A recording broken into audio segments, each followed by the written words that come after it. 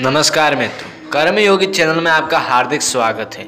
आज के इस वीडियो में मैं आपको बताने वाला हूँ कि जब महाभारत का युद्ध समाप्त हो जाता है और उसके पश्चात युधिष्ठिर राजपाट नहीं संभाल पाते, अर्थात कि उनका राजपाट में मन नहीं लगता और वह पूरी तरह से शोक से ग्रसित रहते थे।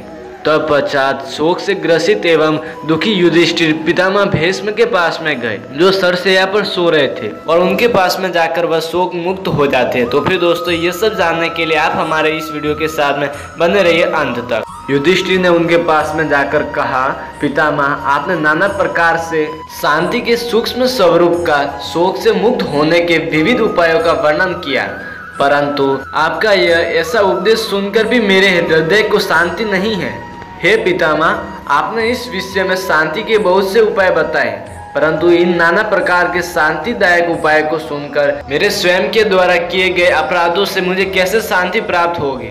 पितामह, बाणों से भरे हुए आपके शरीर और इसके गहरे घाव देखकर मैं बार बार अपने पापों का ही चिंतन करता हूँ, अतः मुझे तनिक भी चैन नहीं मिलता है। पुरुषों में श्रेष्ठ पितामह, पर्वत से गिरने वाले झरने की तरह आपके शरीर से रक्त की धारा बह रही है।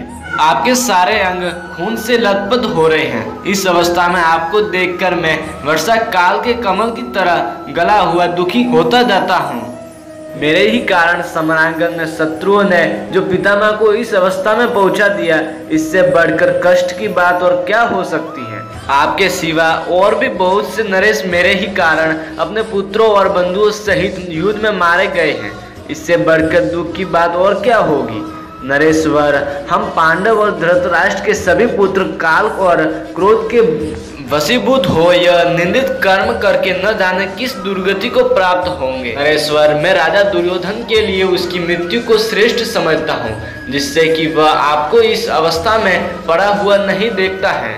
अतः मैं ही आपके जीवन का अंत करने वाला तथा और भी दूसरे अन्य कई राजाओं का वध करने वाला हूँ, अर्थात कि इन सब के वध का कारण मैं और आपको इस दुखमयी दूर अवस्था में भूमि पर पड़ा देख मुझे शांति नहीं मिलती है। दुरात्मा एवं कुलांगार दुर्योधन सेना और बंधुओं सहित क्षत्रिय धर्म के अनुसार होने वाले इस युद्ध में मारा गया।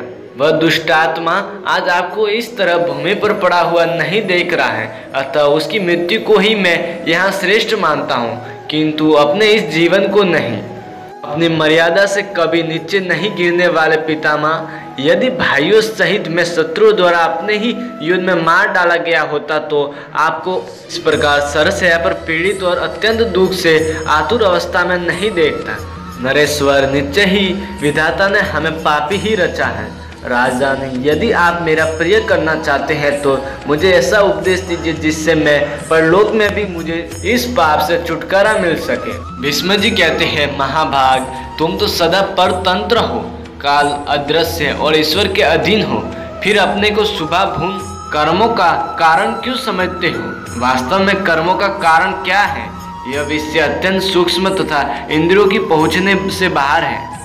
इस विषय में विद्वान पुरुष गौतमी ब्रह्माणी व्याध सर्प मृत्यु और काल के संवादन रूप पर इस प्राचीन इतिहास का उदाहरण दिया करते हैं। कुंती नंदन पूर्व काल में गौतमी नाम वाली एक बुढ़ी ब्राह्मणी थी, जो शांति के साधन में लग्न रहती थी। एक दिन उसने देखा उसके इकलौते बेटे को सांप ने डस लिया और उसकी चेतना शक्ति लुप्त हो गई।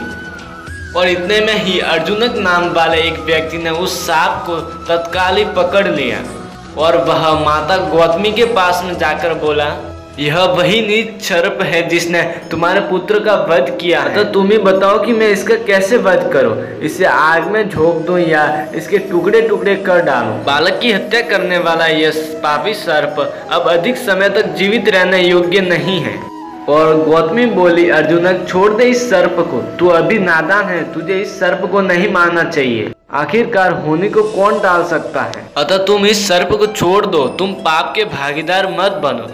इस मनुष्य जीवन में हमें पुण्य करना चाहिए, न कि पाप करके अपने जीवन के घड़े को भरना चाहिए। परंतु फिर भी अर्जुनक नहीं मानता। तब गौतमी उसे डांटते हुए कहती है कि हे अर्जुनक, यह मनुष्य रूपी जीवन भवसागर के समान है, जिसे पुण्य रूपी नोक से पार करना चाहिए और ना कि किसी पाप को अपने सर पर लेकर डूबना चाहिए। और अर्जुनक उस सर्प को छोड़ देता है और गौतमी तथा अर्जुनक दोनों ही उसके पश्चात में शोक को दूर करके जीवन व्यतीत करते हैं, अर्थात कि वह दोनों अपने शोक का त्याग करते हैं।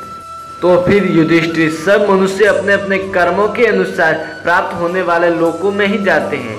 तुमने या दुर्योधन ने कुछ नहीं किया, यह सब समय काल की ही सब करतूत है और इस करतूत को समझो जिससे समस्त राजा मारे गए हैं। फिर पितामह भीष्म की यह बात सुनकर महातेजस्वी धर्मज्ञ राजा युधिष्ठिर की चिंता दूर हो गई तथा वह शोक मुक्त होकर वह अपने राजपाट को संभालने लगे।